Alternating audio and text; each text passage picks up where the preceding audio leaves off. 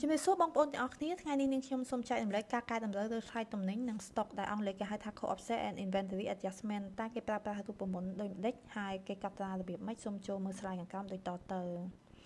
ឧទាហរណ៍សន្មតថាការលក់ក្រុមហ៊ុនចំបៃពី Cambodia Co Ltd នៅថ្ងៃបញ្ជីគណនេយ្យបានបង្ហាញថា food average inventory នៅសល់$3,200នៃចំនួនសរុបដែលបានទិញចូល$12,200ហើយ basic inventory នៅសល់$1,175នៃចំនួនសរុបដែលបានទិញចូល$3,400ថ្លៃដើមនៃ stock ទាំងពីរនៅសល់$11,225អញ្ចឹងរូបមន្ត beginning inventory បូកជាមួយនឹង purchase ដក ending inventory ស្មើ co-offset អញ្ចឹង food beginning inventory 0បូកនឹងការទិញចូល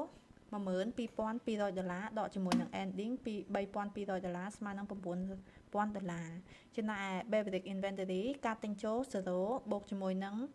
ការទិញ$3,400ដកនឹង ending ដែល stock នៅ ending ចុងគ្រាហ្នឹងគឺ$1,175ស្មើនឹង$2,225សរុបទាំងអស់$11,225រូបមន្តនេះគឺយើងបានមើលឃើញហើយចុះយើងកត់ត្រានៅក្នុងបញ្ជីការគណនេយ្យដូចបន្តិចសូមចូលមើល slide ខាងក្រោមដូចតទៅ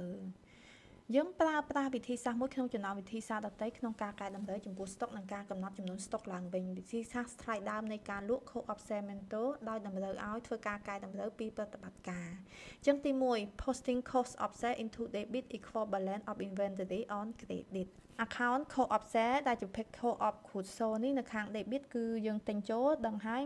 $12,200នៅខាង debit ហើយ food inventory ដែលស្ថិតនៅខាង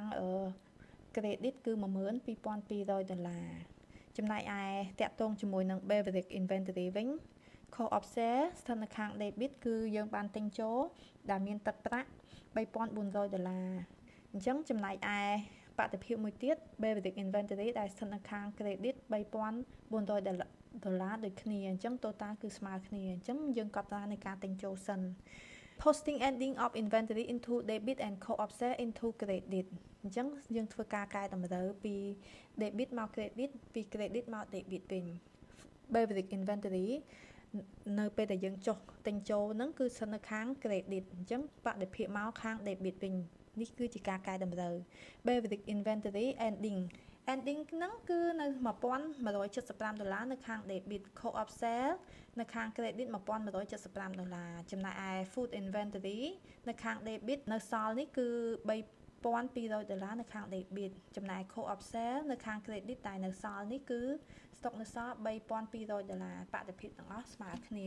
អញ្ចឹងចុងក្រោយយើងអាចទូទាត់ debit និង credit ទៅគឺចំណែកឯ food inventory នៅសល់$9,000ចំណែកឯ basic inventory គឺនៅសល់$2,225ដោយរូបមន្តដែលយើងធ្វើនៅខាងលើនេះបើសិនបងប្អូនទាំងអស់គ្នាចង់ទទួលបានចំណេះដឹងកត់ត្រាបញ្ជីគណនេយ្យនិងជំនាញរៀបចំបញ្ជីគណនេយ្យសូមកុំភ្លេចចុះឈ្មោះចូលរៀននៅមជ្ឈមណ្ឌលបណ្ដុះបណ្ដាលគណនេយ្យនិងហិរញ្ញវត្ថុ AFT Center ឬចុះឈ្មោះតាមរយៈ Facebook Page AFT Center ឬ website aft-center.com សូមកុំភ្លេចប្រឹក្សាយោបល់តាមរយៈលេខទូរស័ព្ទ068 79 7000ឬ016 38 7000ចា៎អរគុណ